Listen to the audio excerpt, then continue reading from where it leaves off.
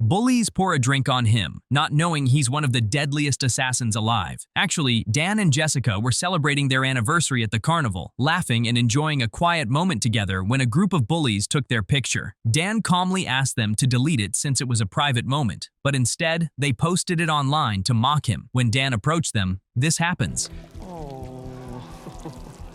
He felt humiliated in front of his wife, but decided to walk away without saying a word. On their way home, Jessica tried to cheer him up, but Dan stayed silent. Later, in the shower, he replayed the moment in his head, frustrated but unwilling to lose the peaceful life he had built. Before bed, Jessica hugged him tightly, reminding him of the love they shared.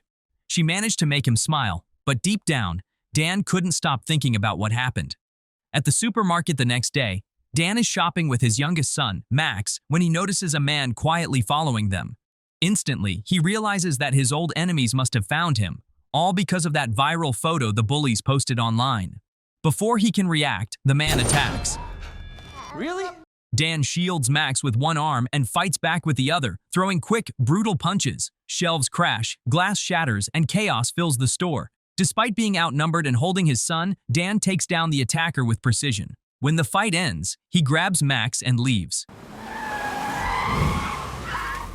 Back home, Dan understands the danger he's in. He quietly decides they need to disappear. His wife and kids have no idea about his violent past or who he really was. He opens a hidden box, pulling out old passports and stacks of cash. But the passports expired years ago. Dan calls his old friend Augie for help. Augie tells him that mafia boss McCaffrey has been searching for him for years. Dan confirms that they've already found him and demands new identities for his wife and 3 kids. Before hanging up, he tells Augie to meet him in Vegas with the documents because he's leaving Buffalo immediately.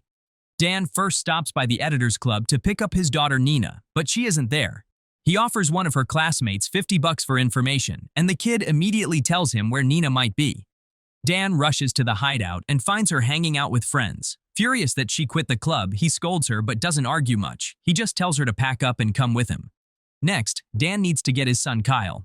Nina tells him that Kyle's at a friend's house playing video games, even though Dan had already forbidden him from making gaming a career. When Dan arrives, he's shocked to see Kyle in a full streaming setup, surrounded by expensive gear and fans watching online. His son is actually famous under the gamer tag Killboy. Dan disapproves but says nothing, simply telling Kyle they're leaving. Their last stop is the hospital, where Jessica works. Dan convinces her to take a trip to Vegas, saying she deserves a break and some time away. Jessica hesitates, worried she hasn't packed anything, but Dan assures her that he's already packed everything they need. Trusting him, she agrees to go. As the family drives off, 2 men working for McCaffrey spot them from a nearby car. Dan instantly senses the danger and tricks them by circling around the parking lot, hiding until they pass. But a few minutes later, he notices a black car still following them through the neighborhood. Jessica and the kids have no idea what's going on, but Dan knows they've been tracked. He speeds up, weaving through the streets, but the black car stays right behind him.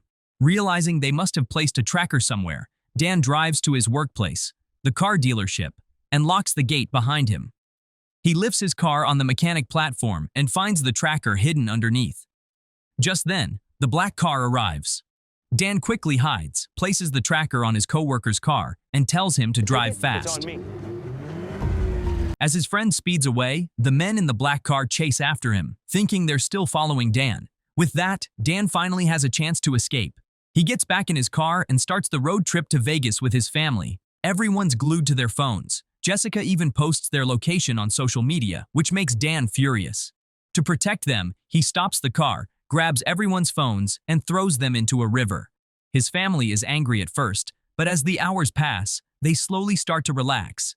And for the first time in a long while, they all laugh and sing together, forgetting the chaos. At least for now. Meanwhile, McCaffrey's men finally find Dan's house and report back to him. Furious, McCaffrey orders his team to track Dan down immediately and bring him in alive. That same night, Dan and his family stop at a small mountain lodge to rest. Everything seems peaceful until a young girl recognizes Kyle from his online gaming channel and rushes over to take a selfie with him. Dan freezes the moment he sees it happen. He knows that once the picture goes online, their location will be exposed. Without hesitation, he decides they can't stay there and tells everyone they're leaving right away. Later that night, as they drive through a quiet highway surrounded by trees, Dan notices three bikers following close behind. He calmly turns up the volume on his family's headphones so they can't hear what's coming, then pulls out his gun. Dan fires one quick shot, sending him crashing to the ground. The second tries to get closer, but Dan grabs a milk carton, smashes it into his face. The third biker speeds ahead, but Dan swerves sharply, forcing him off the road and into a ditch. The next morning, the family wakes up surrounded by the peaceful Iowa countryside. Nina spots a nearby college she's always dreamed of attending and convinces everyone to stop by for a quick visit. They walk through the sunny campus, and for the first time in days, everything feels normal. Jessica starts reminiscing about her own college days, laughing as she joins a group of students at a party, and even does a keg stand, shocking her husband and kids. Later, she opens up to Dan, saying how motherhood created a whole new version of her, but also erased the carefree girl she used to be.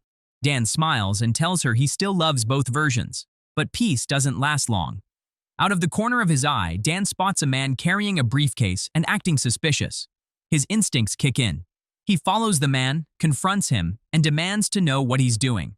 The man calmly says he's there to meet his daughter from Germany. Dan, not buying it, tells him to open the briefcase. The briefcase turns out to be empty, but before Dan can relax, another man attacks him out of nowhere. A violent fight breaks out inside the chemistry lab. Beakers shatter, glass flies, and tables crash as they trade punches. Dan smashes the attacker's face into the counter, blocks another hit, and finally knocks him out cold.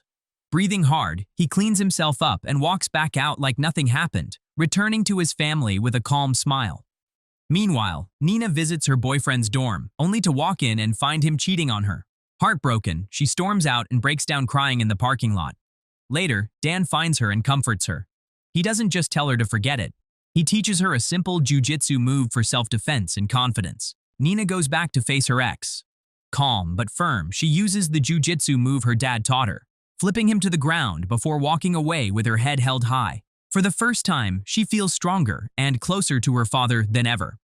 Back on the road, the family continues their journey. During the drive, Nina quietly admits that she always thought her dad never read any of her school reports.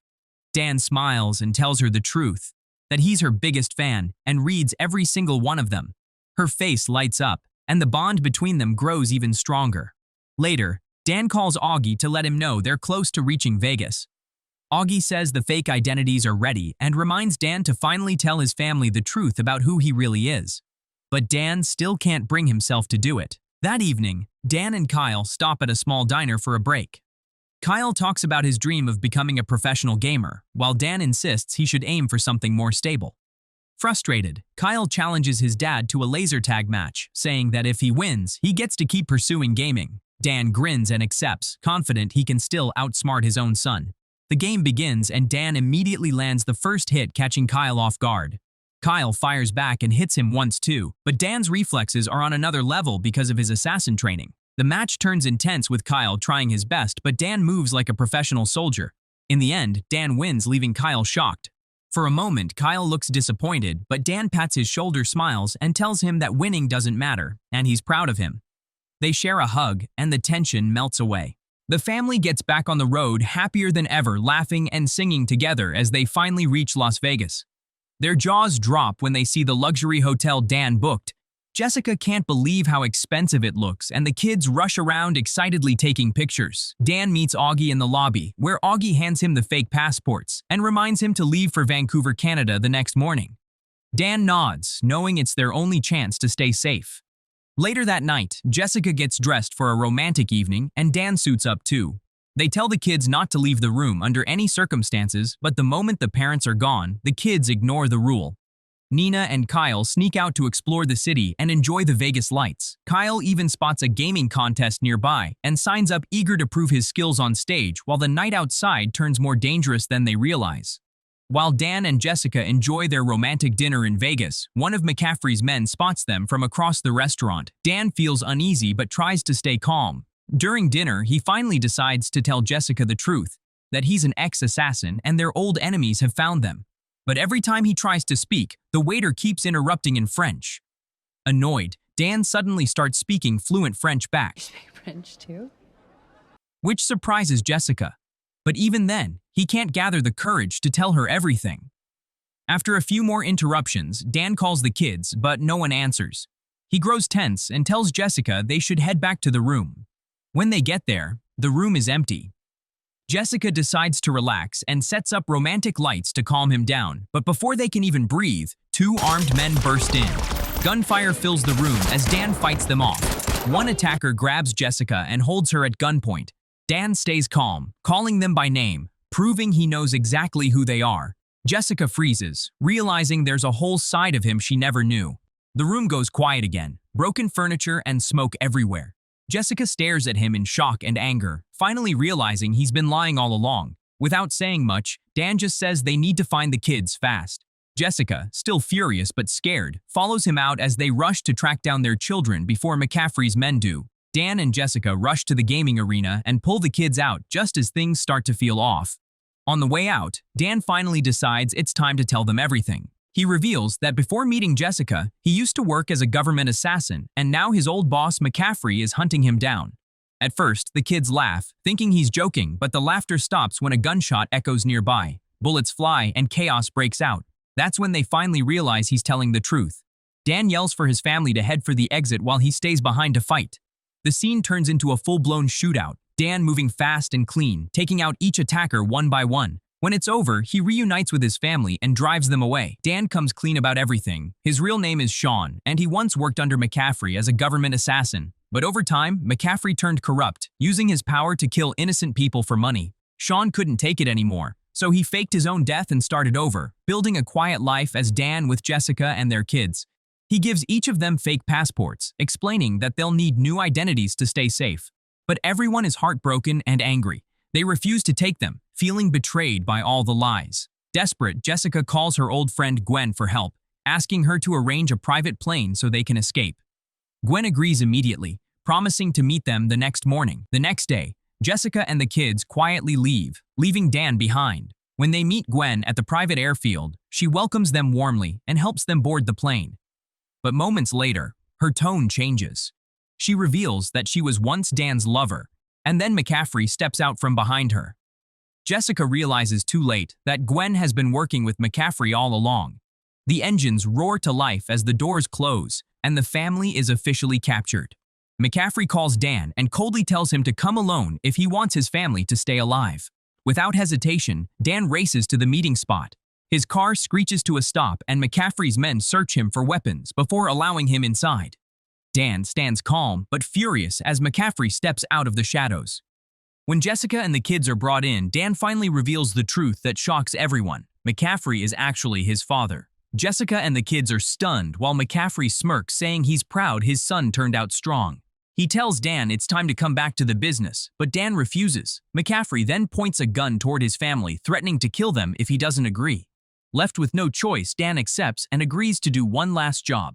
McCaffrey orders his men to take Jessica and the kids to the airport so they can leave safely. But inside the elevator, Jessica acts fast. She throws Max's diaper at one of the guards and knocks him down before escaping with her kids to find Dan. Meanwhile, Gwen tries to stop Dan, begging him to stay with her, saying she still loves him. Dan tells her the only thing he loves is his family and suddenly flips her using his jitsu move, knocking her out cold. Moments later, Jessica and the kids burst in. Kyle quickly launches his drone and spots waves of armed men surrounding the building. Dan looks at his family and promises them they're not going to Canada, they're going home. But before that, he has to take down every single man standing in their way. Kyle uses his drone to guide Dan through the building, giving him live instructions on where each guard is hiding. Following his son's directions, Dan moves fast, taking them out one by one with clean precision until every single man is down. The place turns silent for a moment. Meanwhile, Gwen wakes up and spots Jessica trying to help the kids escape.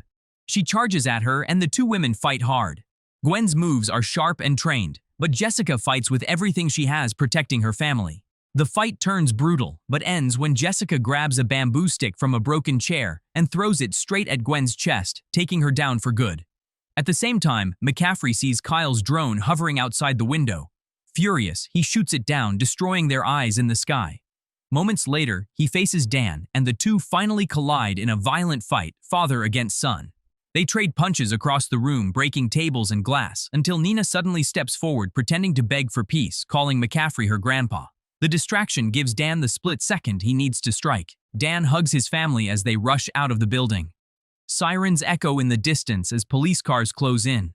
6 months later, life looks peaceful again. Dan now runs his own private security company, using his past skills the right way to protect people instead of hurting them. Jessica works as a fitness coach at a local college, helping students find confidence and balance just like she did. Kyle is chasing his gaming dream. Every few weeks, the family takes a trip together no matter how busy life gets. And before anyone can argue, he collects all their phones, tossing them in the glove compartment, saying no screens, just memories. The kids groan. Jessica laughs, and they all hit the road, smiling, ready for another adventure together.